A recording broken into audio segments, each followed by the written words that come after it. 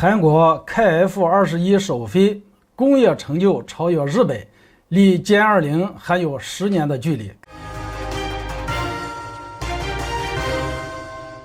各位网友大家好，我是肖云华，欢迎收看云华观点。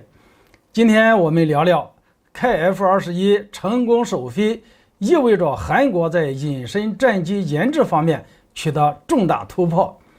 近日，韩国首架 KF-21隐身战斗机成功首飞，隐身能力远超日本的新神技术验证机，当然与世界一流的第5代战机 F-22和歼20还有一段距离。KF-21成功首飞意味着韩国研制隐身战机方面向前迈出了一大步，远超日本。韩国的隐身战机技术已经隐约看到中国的歼20的背影了。自从中国的歼20在2011年成功首飞以后，对于世界第5代战机带来巨大的冲击。很多国家宣布开始研发第5代隐身战机，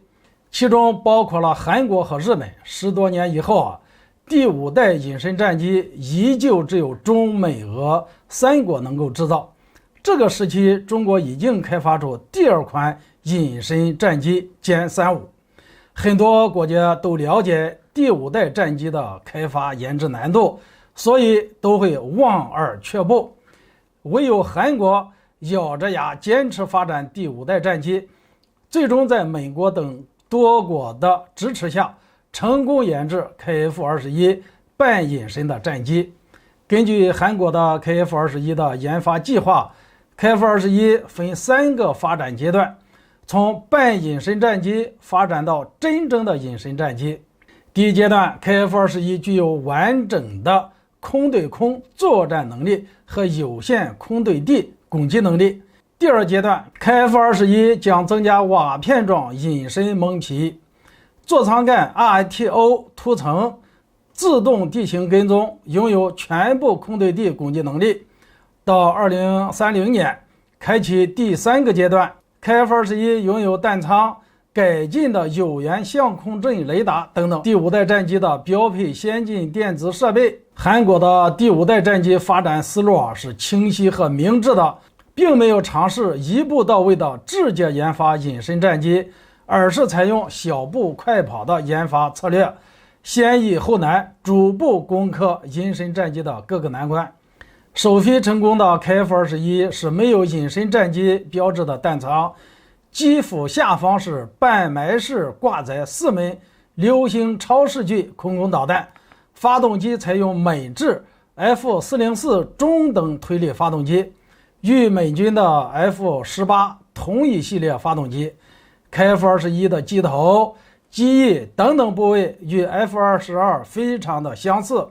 有媒体披露，是美国 F-22制造商洛克希德公司提供 KF-21的外形设计图，并且已经经过了美国的风洞测试验证。韩国在现阶段的 KF-21大量采用西方国家的成熟技术和零部件，基本上就是一款组装战机。韩国知道全靠自己根本无法完成开发第5代战机的机身，更不用说配套的电子系统和武器系统，所以 KF-21走上自主整合、零件供应全球化的道路。光设计第5代战机外形就需要丰富的战机设计经验、完善的风洞群测试体系。很显然，韩国只要 FA50型战斗教练机的一部分设计经验，也没有完全的风洞群，所以只能依靠美国的技术支持。 KF-21最终国产化率依然不会太高，比较韩国产业不全面，难以面面俱到，依靠组装才是正确的选择。与韩国相比，日本却放弃自主制造第5代战机的想法。日本航空工业水平比韩国高出不少，但是呢，日本从50年开始生产组装美国的 F86，到了80年代，日本又改造了美国的 F16，变成日本的 F2。日本航空工业累积了很多现代战机的设计和制造技术。日本曾经制造出新生技术验证机，但是因为各种原因，日本放弃自研第5代战机，转而制造美国的 F-35。后来日本更离谱，连自制的 F-35都放弃了，转而直接购买美国制造的 F-35。其中一条理由是日本要自己制造 F-35，比美国还要贵一大截。日本航空工业已经衰落了。现在韩国的开 F-21成功首飞，后续还有一大段的路要走。先不说最终达到隐身化，光说半隐身的开 F-21能实现服役，也需要很多的努力，不停的试飞和改进，至少要花上3到4年的时间。如果实现最终的隐身化，开 F-21需要花上10年以上的功夫。好了，今天这个话题就聊到这里，欢迎大家留言交流，下次见。